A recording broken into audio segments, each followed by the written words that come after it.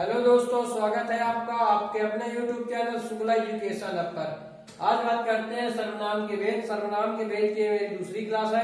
पहली क्लास में मैंने सर्वनाम की परिभाषा, सर्वनाम के पहले भेद, पुरुषवाचक सर्वनाम एवं उसके भेद के बारे में बात की थी। आज दूसरे भेद के बारे में जानेंगे। दूसरा भेद है निश्चयवाचक सर्वनाम। दूसरा है निश्चयवाचक सर्वनाम।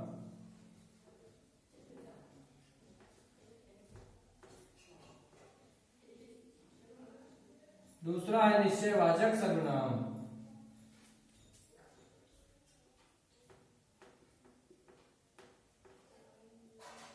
दूसरा भेद है निश्चयवाचक सर्वनाम। इसकी परिभाषा है जो सर्वनाम शब्द संज्ञा के स्थान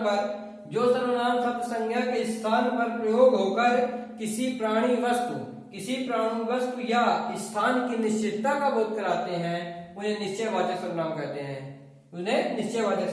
उदाहरण है जैसे सिमरिया चौराहा वह है। पहला उदाहरण है जैसे सिमरिया चौराहा वह है।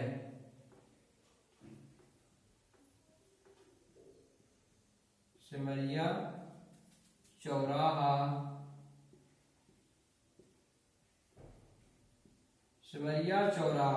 वह है।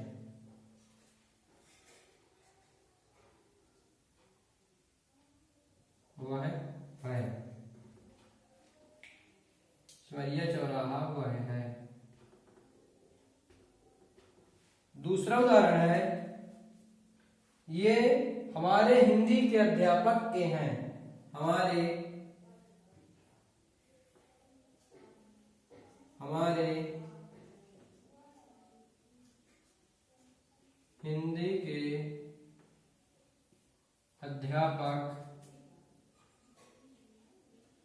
हमारे हिंदी के अध्यापक ए हैं।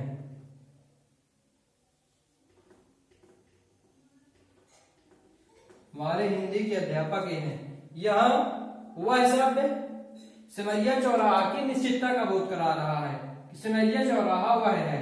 और यहाँ ये शब्द ए यहाँ हिंदी के अध्यापक की निश्चितता का बोध करा रहा है कि हमारे हिंदी के अध्यापक ए हैं। तीसरा भेद है अनिश्चयवाचक सर्वनाम। तीसरा भेद है अनिश्चयवाचक सर्वनाम।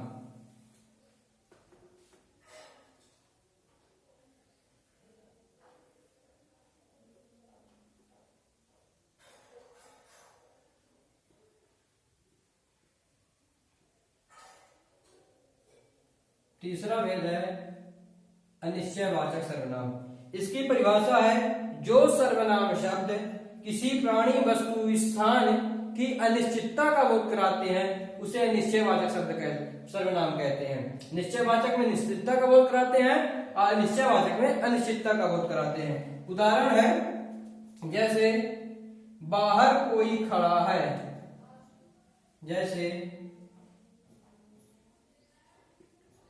उदाहरण है बाहर कोई खड़ा है।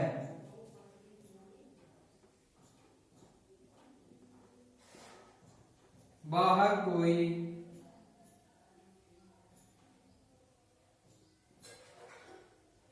खड़ा है। और दूसरा उदाहरण है दाल में कुछ पड़ गया है। दाल में कुछ पड़ गया है। कुछ पड़ गया है।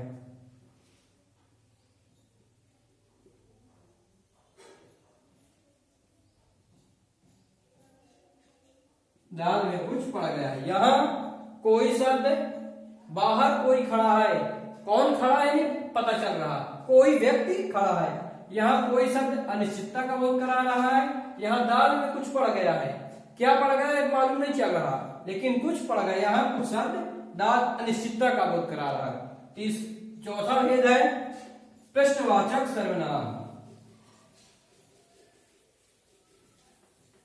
चौथा भेद है प्रश्नवाचक सर्वनाम। चौथा भेद है प्रश्नवाचक सर्वनाम।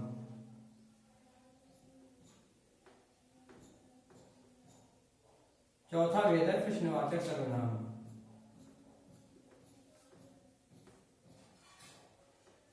प्रश्नवाचक का चिन्ह है। इसकी परिभाषा है जो सर्वनाम शब्द किसी प्राणी, वस्तु या स्थान के विषय में प्रश्न करने के भाव का बोध कराता हो वह प्रश्नवाचक सर्वनाम कहलाता है।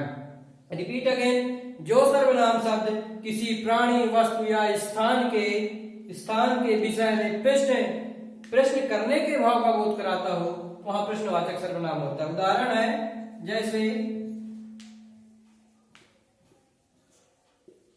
जैसे पहला है तुम्हें क्या चाहिए।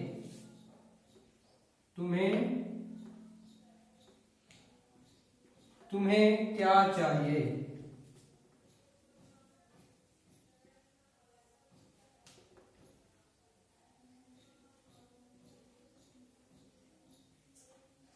तुम्हें क्या चाहिए, यहाँ क्वेश्चन मार्क। दूसरा उदाहरण है कपड़े कौन धो रहा है। दूसरा उदाहरण है कपड़े कौन धो रहा है। कपड़े कौन धो रहा है।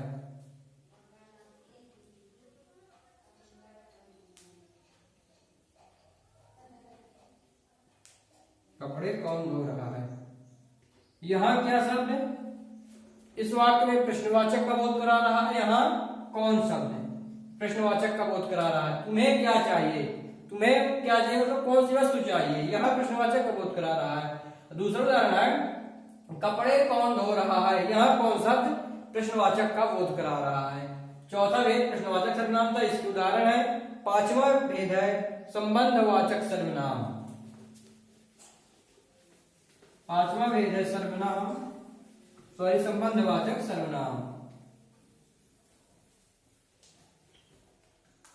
संबंधवाचक सर्वनाम।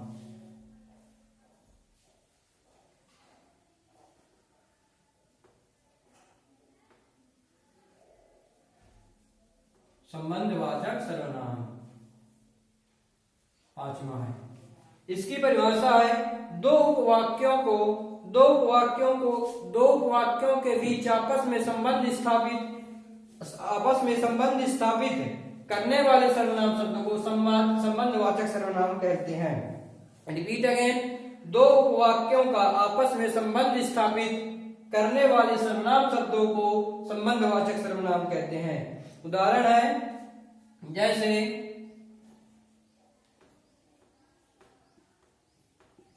जैसे जो नृत्य कर रही थी वह प्रिया की मौसी थी। यहां दो वाक्य हैं, देखते हैं। जो नृत्य कर रही थी, जो नृत्य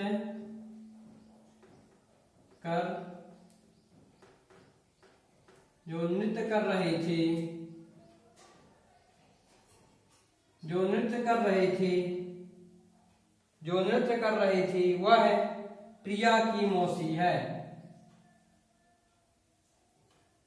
वह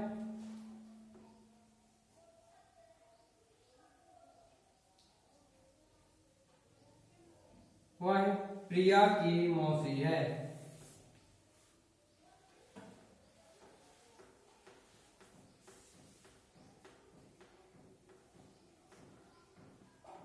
दूसरा उदाहरण है जैसा कहा था वैसा कर दिखाया।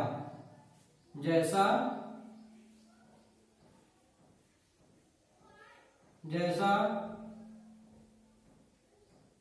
कहा था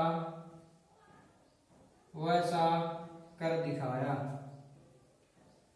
जैसा कहा था वैसा कर दिखाया।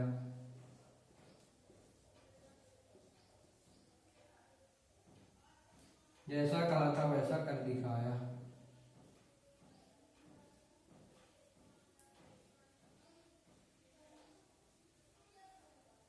जैसा कहा था वैसा कर दिखाया। यहां वह शब्द इन दो वाक्यों को आपस में जोड़ने का काम कर रहा है। जो नृत्य कर रही थी और प्रिया की मौसी है, यहाँ वह शब्द इन दोनों वाक्यों को जोड़ने का काम कर रहा है। दूसरे उदाहरण में जैसा कहा था वैसा कर दिखाया, इसमें वैसा शब्द दो वाक्यों को जोड़ने का काम कर रहा है। छठवां एवं अंतिम भेद है निजवाचक सर्वनाम।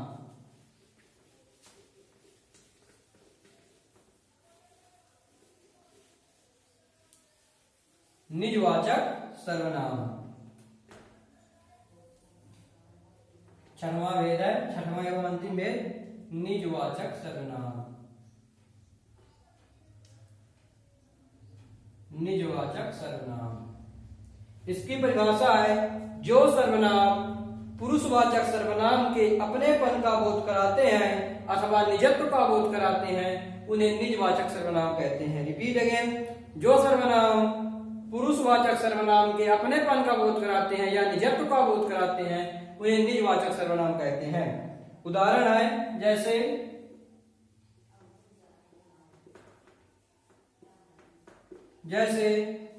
उस्ताद जी खुद चले गए।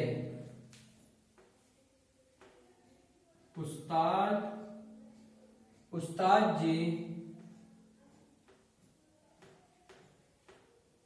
जी खुद चले गए।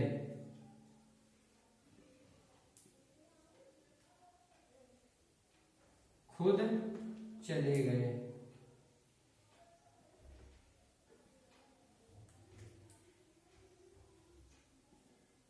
उस्ताद जी खुद चले गए।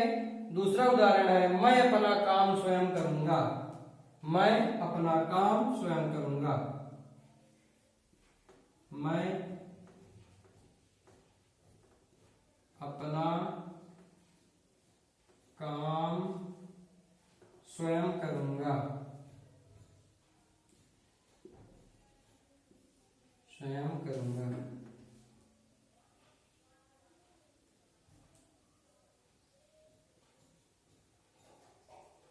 मैं अपना काम स्वयं करूंगा।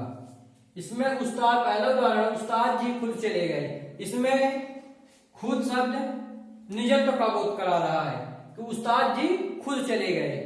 यहाँ मैं अपना काम स्वयं करूंगा, यहाँ स्वयं शब्द भी निजत्व का बोध करा रहा है कि मैं अपना काम स्वयं से खुद से करूंगा। आज की वीडियो में इतना ही। उम्मीद है कि आप लोगों की वीडियो समझ में आई होगी। प्लीज हमारे वीडियो को लाइक एवं चैनल को सब्सक्राइब करना ना भूलें। धन्यवाद।